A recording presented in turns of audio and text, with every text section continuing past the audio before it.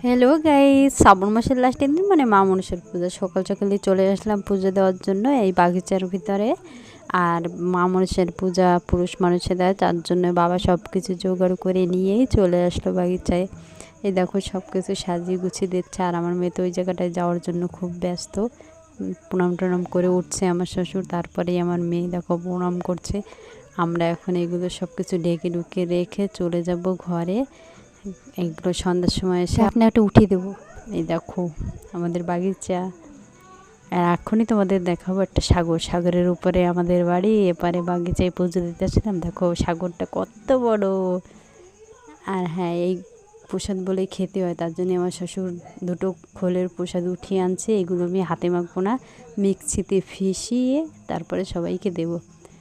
তোমাদের যদি ভালো লেগে থাকে ভিডিওটা একটা লাইক করো আর সাবস্ক্রাইব করো, আমার পাশে থেকো। টাটা।